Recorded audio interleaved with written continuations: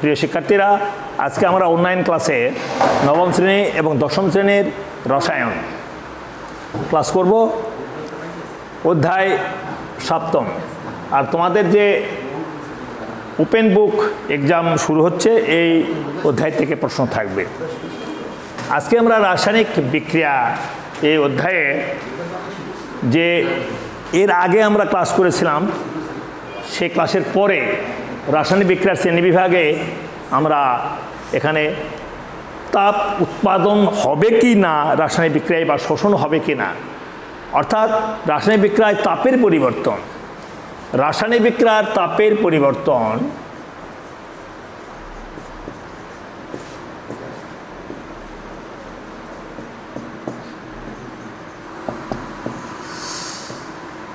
তাপের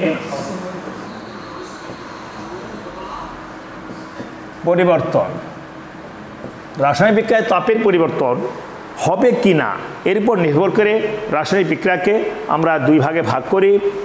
এক হলো তাপোৎপাদী বিক্রিয়া, তাপোৎপাদী বিক্রিয়া,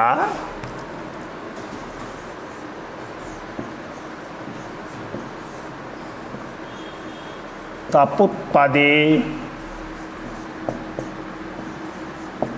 বিক্রিয়া, তাপহারী বিক্রিয়া।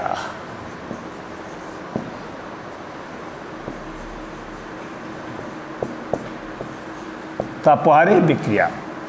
তাহলে রাসায়নিক বিক্রিয়ায় তাপের উদ্ভব বা শোষণ কোনটি হবে তার উপর নির্ভর করে আমরা রাসায়নিক বিক্রিয়াকে দুই ভাগে ভাগ করি। একটা হলো তাপোৎপাদী বিক্রিয়া, অপরটা হলো তাপহারী বিক্রিয়া। তাপহারী বিক্রিয়া, তাপোৎপাদী বিক্রিয়া আমরা পড়ব এখন।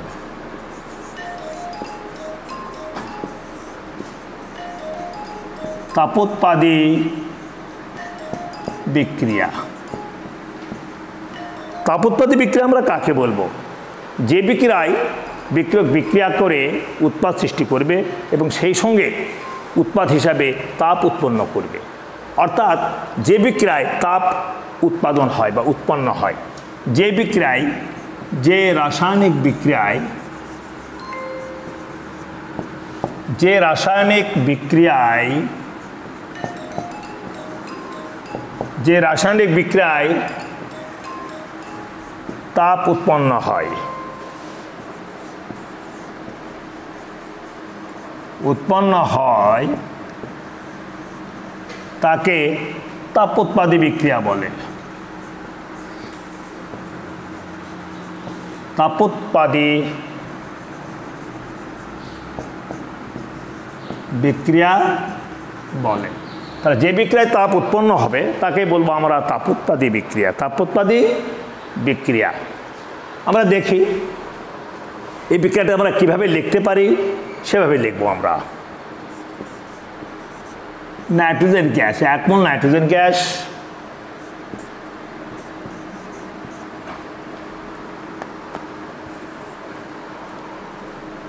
হাইড্রোজেন গ্যাস, 3 মোল হাইড্রোজেন গ্যাসের সঙ্গে বিক্রিয়া করে 2 মোল অ্যামোনিয়া গ্যাস উৎপন্ন করে।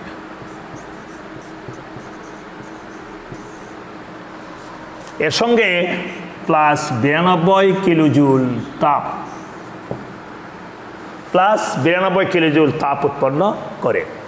এখানে আয়রন চূর্ণ প্রভাবক হিসেবে থাকে। বায়ুমণ্ডলীয় চাপ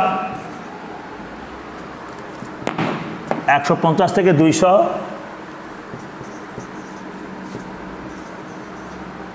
এটিএম তাপমাত্রা 450 থেকে 550 ডিগ্রি সেলসিয়াস। যাই হোক, এটা আমাদের এখানে আলোচনা বিষয় না। আলোচনা বিষয় বিক্রিয়ায় তাপ উৎপন্ন হচ্ছে। তা নাইট্রোজেন গ্যাস অ্যামোনিয়া গ্যাসের সঙ্গে বিক্রিয়া করে, নাইট্রোজেন গ্যাস হাইড্রোজেন গ্যাসের সঙ্গে বিক্রিয়া করে অ্যামোনিয়া উৎপন্ন করে এবং সেই সময় তাপ উৎপন্ন করে। এই বিক্রিয়াটা আমরা লিখলাম। এখন এই বিক্রিয়াটাকে আমরা এইভাবে লিখতে পারি, যেমন nitrogen gas hydrogen gas minus 92 kilojoule তাপ, 92 কিলোজুল তাপ বিক্রিয়া স্থল থেকে বের করে নিলে আমরা অ্যামোনিয়া গ্যাস পাবো। এভাবেও আমরা লিখতে পারবো এই বিক্রিয়াকে।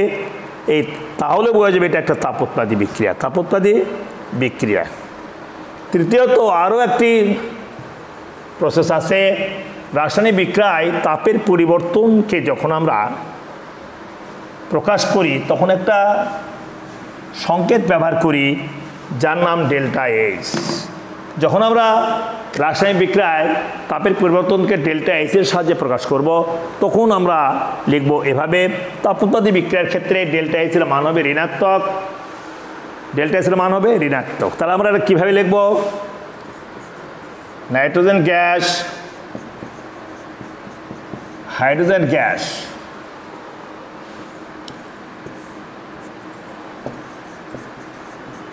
Ammonia gas delta H equal to minus 92 kilojoule. তাহলে এভাবেও এটা যদি 1 নম্বর বলি এভাবে লিখতে পারি, এভাবে লিখতে পারি, আবার এভাবে লিখতে পারি। তিনটি আমার তাপোৎপাদী বিক্রিয়া প্রকাশ করবে, অর্থাৎ এটা তাপোৎপাদী বিক্রিয়া। তার অর্থ কি দেখলাম আমরা? যে বিক্রিয়ায় তাপ উৎপন্ন হবে তাকে তাপোৎপাদী বিক্রিয়া হবে। এই তাপোৎপাদী বিক্রিয়া প্রকাশ করার জন্য আমরা তাপের পরিমাণকে বিভিন্নভাবে ব্যাখ্যা করতে পারি। এরপর আসবো আমরা তাপহারী বিক্রিয়া।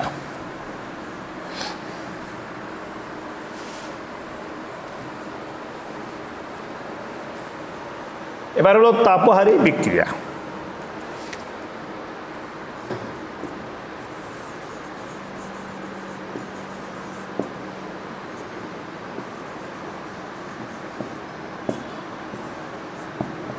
তাপহারী বিক্রিয়া ঠিক তাপোৎপাদের মতো যে বিক্রিয়ায় তাপ শোষিত হবে, যে বিক্রিয়ায় তাপ শোষিত হয় সেই বিক্রিয়াকে বলা হবে তাপহারী বিক্রিয়া বা তাপ শোষণকারী বিক্রিয়া। যে বিক্রিয়ায়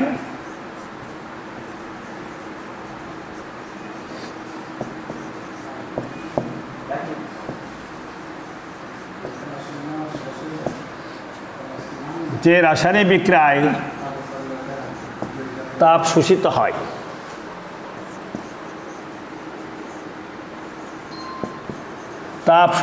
হয়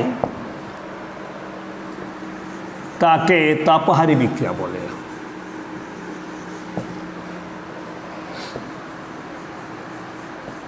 তাপহারী বিক্রিয়া বলে। তাহলে একে আমরা তাপ শোষণকারী বিক্রিয়া বলতে পারি, আবার তাপহারী বিক্রিয়া বলতে পারি।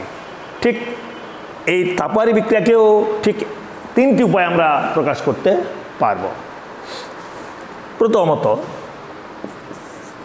নাইট্রোজেন গ্যাস 1 মোল, অক্সিজেন গ্যাস 1 মোল বিক্রিয়া করে নাইট্রিক অক্সাইড গ্যাস উৎপন্ন করবে, মাইনাস 180 কিলোজুল তাপ, মাইনাস 180 কিলোজুল তাপ এখানে শোষিত হবে। তাহলে এটা দেখলে বুঝবো যে এটা তাপহারী বিক্রিয়া। ঠিক এভাবে আমরা লিখতে পারবো এটাকে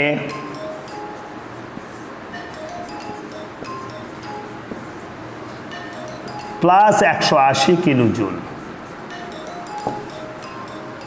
তখন হবে এইরূপ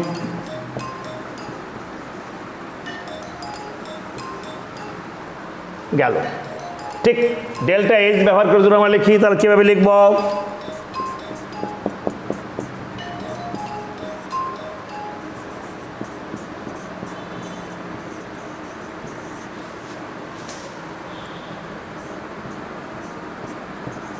NO nitric oxide gas delta H equal to plus 180 kilojoule. তাহলে এই তিনটি উপায়ে বা তিনটি ভাবে আমরা তাপহারী বিক্রিয়াকে প্রকাশ করতে পারব। এই গেল আমরা তাপোৎপাদী বিক্রিয়া এবং তাপহারী বিক্রিয়া তাপ শোষণ হবে না তাপের উৎপাদন হবে এর উপর নির্ভর করে। এরপরে আমরা আসবো ইলেকট্রনের আদান প্রদান হবে কিনা এর উপর নির্ভর করে রাসায়নিক বিক্রিয়াকে আমরা শ্রেণীবিভাগ করব।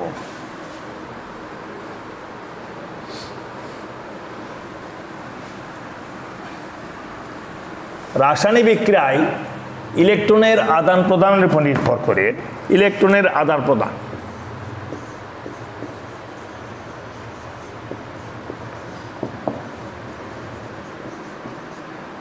আদান প্রদানের উপর নির্ভর করে রাসায়নিক বিক্রিয়াকে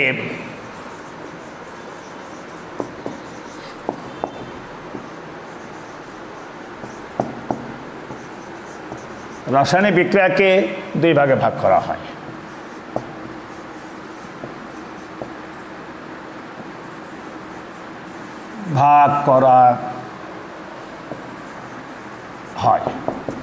এক, রেডক্স বিক্রিয়া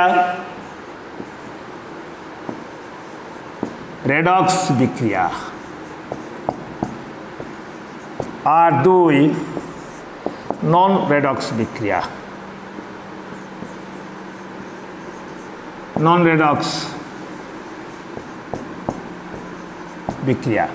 তাহলে রেডক্স বিক্রিয়া এবং নন রেডক্স বিক্রিয়া, রাসায়নিক বিক্রিয়ায় ইলেকট্রনের আদান প্রদান হবে কিনা, অর্থাৎ বিক্রিয়ক সমূহের মধ্যে ইলেকট্রন আদান প্রদান হবে কিনা এরপর নির্ভর করে আমরা রাসায়নিক বিক্রিয়াকে দুই ভাগে ভাগ করি।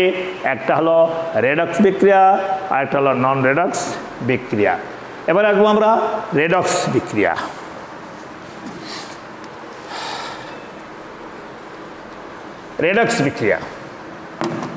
রেডক্স একটা ইংরেজি শব্দ। এই ইংরেজি শব্দ দুটি শব্দ থেকে আসছে। রিডাকশন, REDUCTION, রিডাকশন এর অর্থ হল বিজারণ।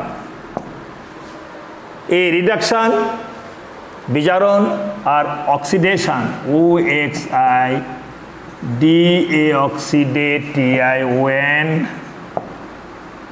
এটা হলো জারণ। তাহলে আমরা দুটি শব্দ পাচ্ছি, একটা হলো রিডাকশন আর একটা হলো অক্সিডেশন। তাহলে অক্সিডেশন এবং রিডাকশন দুটি শব্দ। এই রিডাকশনের প্রথম অংশ রেড আর অক্সিডেশনের প্রথম অংশ OX, এই দুটি যুক্ত হয়ে একটা শব্দ করতেছে REDOX, রেডক্স।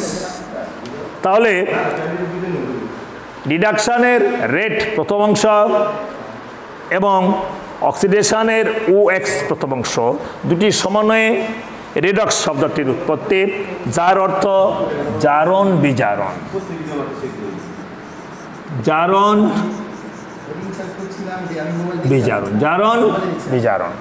তার অর্থ রেডক্স শব্দের অর্থ জারণ বিজারণ।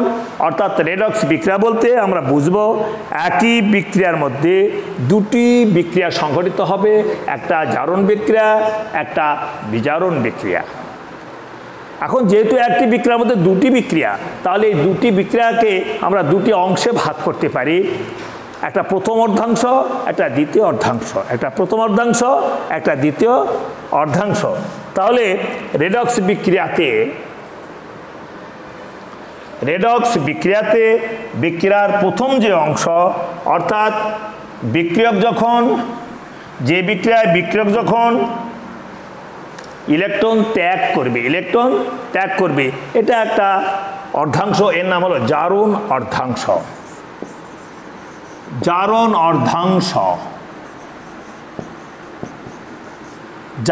অর্ধাংশ এটা। আর এই বিক্রিয়ার যে অংশে কোনো বিক্রিয়ক ইলেকট্রন গ্রহণ করবে সেটা হলো বিজারণ অর্ধাংশ। বিজারণ অর্ধাংশ। তাহলে জারণ বিজারণ বিক্রিয়াটি দুটি অংশে বিভক্ত, জারণ অর্ধাংশ এবং বিজারণ অর্ধাংশ। এই দুটি মিলে একটা পূর্ণ বিক্রিয়া, যার নাম জারণ বিজারণ বিক্রিয়া। জারণ বিজারণ বিক্রিয়া।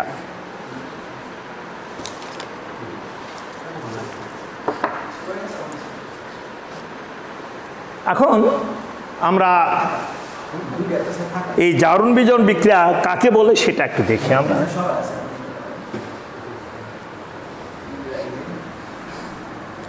তাহলে রেডক্স বিক্রিয়া কাকে বলে?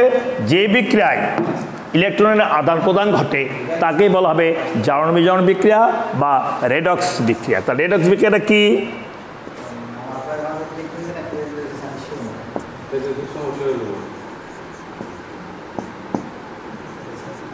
রেডক্স বিক্রিয়া। বিক্রিয়া কাকে বলে? যে বিক্রিয়ায়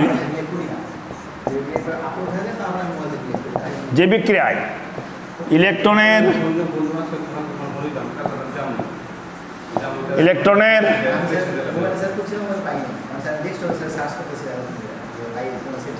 আদান প্রদান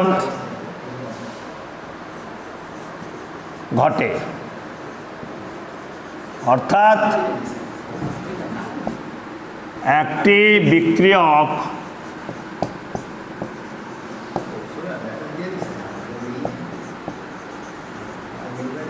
ইলেকট্রন দান করে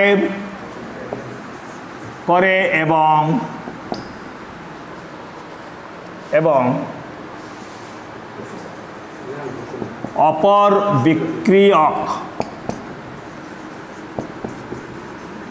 সেই ইলেকট্রন গ্রহণ করে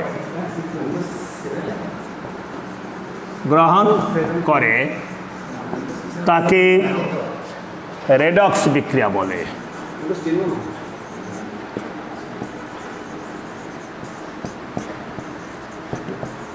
তাকে রেডক্স বিক্রিয়া বলে। তার রেডক্স বিক্রিয়া কি?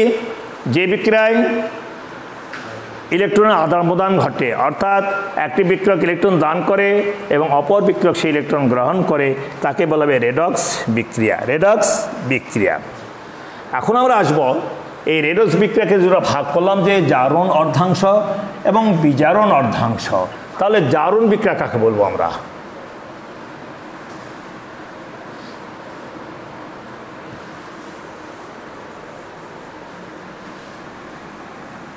জারণ বিক্রিয়া।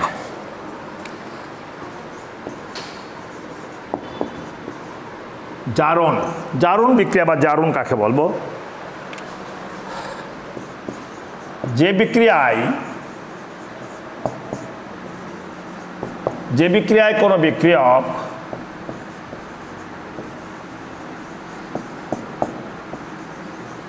ইলেকট্রন ত্যাগ করে,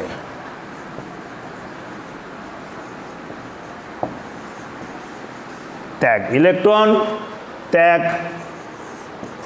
করে, অর্থাৎ তার ধনাত্মক আধানের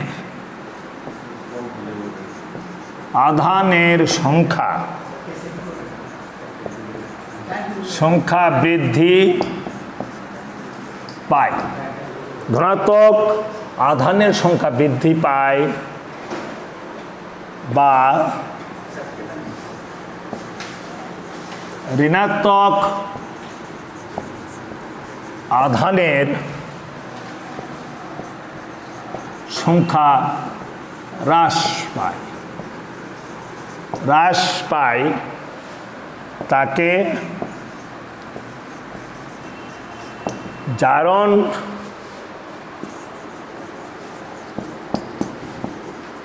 বিক্রিয়া বলে।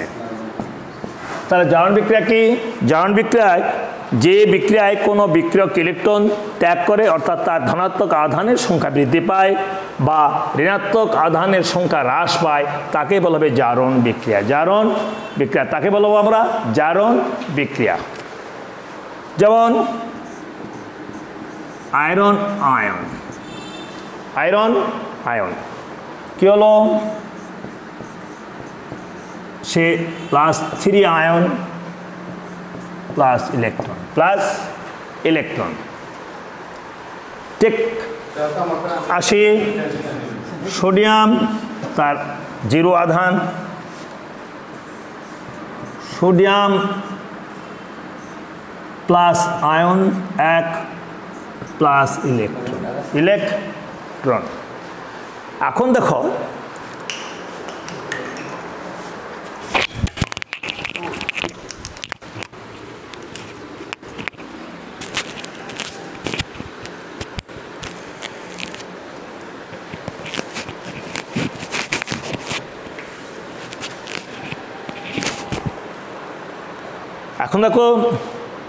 এখানে ইলেকট্রন ত্যাগ আমি দেখাই, অসুবিধা নাই।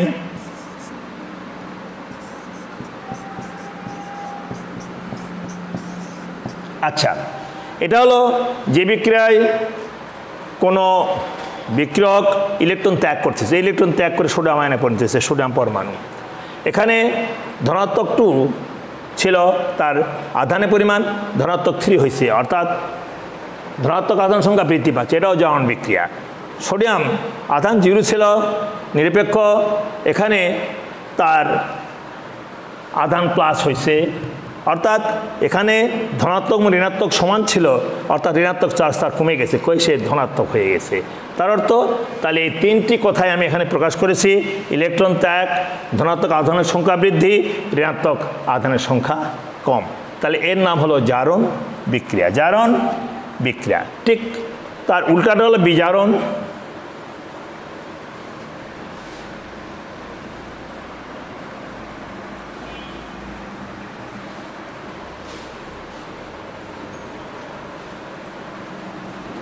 এবার আসবো বিজারণ বিক্রিয়া। ঠিক তার উল্টো, যে বিক্রিয়ায় কোনো বিক্রিয়ক ইলেকট্রন গ্রহণ করে, অর্থাৎ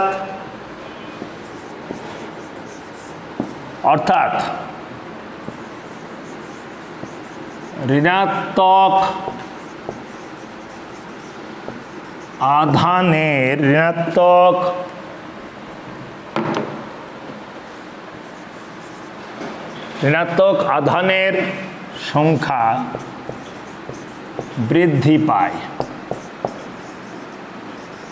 বা ধনাত্মক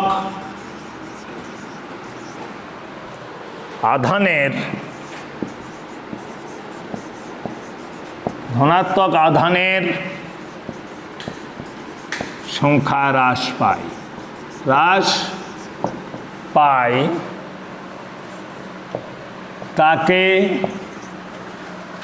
তাকে বিজারণ বিক্রিয়া বলে।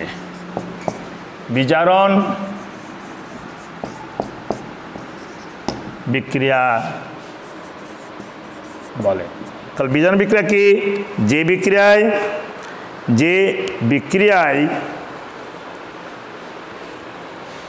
বিক্রিয়ায় কোনো বিক্রিয়ক ইলেকট্রন গ্রহণ করে, অর্থাৎ ঋণাত্মক আধানের সংখ্যা বৃদ্ধি পায় বা ধনাত্মক আধানের সংখ্যা হ্রাস পায়, তাকেই বলা হবে বিজারণ বিক্রিয়া। এখন আমরা দেখব উদাহরণটা কেমনে হয়। যেমন দেখো ক্লোরিন 0 আছে, মনে করো চার্জ নাই, সে ইলেকট্রন নিল, কি হলো -1 চার্জ একটা হয়ে গেছে -1। ঠিক কপার আয়ন +2 ছিল, একটা ইলেকট্রন নিল, সে হলো কি, দেখো ইলেকট্রন যেহেতু নিল তাহলে তার কমে গেল, চার্জ একটা কমে গেছে, ধনাত্মক একটা চার্জ তার কমে গেছে, তাহলে এগুলি হলো বিজারণ বিক্রিয়া। আচ্ছা, এখন এই ক্লোরিন 0 ছিল চার্জ, তার ইলেকট্রন নেওয়ার ফলে চার্জ -1 হলো, -1 হলো। আবার তার অর্থ সে ইলেকট্রন গ্রহণ করলো, সঙ্গে সঙ্গে তার ঋণাত্মক চার্জের পরিমাণ বেড়ে গেল, আর এখানে তার ধনাত্মক চার্জের পরিমাণ কমে গেল। তাহলে এটাও হলো বিজারণ বিক্রিয়া। তাহলে এই গেল হলো জারণ এবং বিজারণ বিক্রিয়া কাকে বলে তার উদাহরণ আমরা দেখলাম।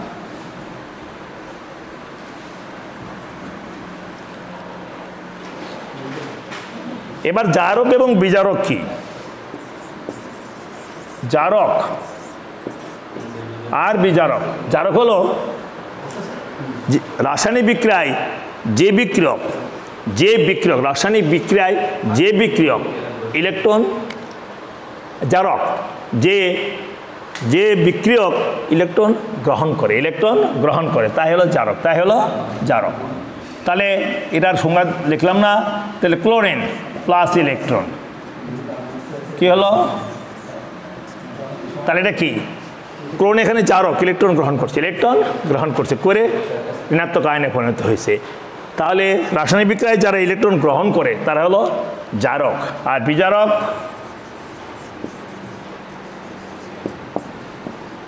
রাসায়নিক বিক্রিয়ায় যে বিক্রিয়ক ইলেকট্রন দান করে তারাই হলো বিজারক। Sodium ion plus electron. তাহলে জারক কারা? সকল অধাতুই জারক। তবে কিছু ব্যতিক্রম রয়েছে, সেটা যেমন কার্বন অধাতু, তারপরও সে মাঝে মাঝে বিজারকের অবস্থান করে। আর বিজারক হলো সকল ধাতুই বিজারক, কিন্তু অনেক সময় এর কিছু ব্যতিক্রম রয়েছে। তাহলে যাই হোক, জারক এবং বিজারক পদার্থ কাকে বলে এটা আমরা দেখলাম। যেমন অধাতু হয়েও বিজারক, গ্রাফাইট, কার্বন এরা সব বিজারক। তাহলে আজকে এই পর্যন্ত শেষ, আমরা এর পরবর্তীতে আবার দেখব। ধন্যবাদ সবাইকে।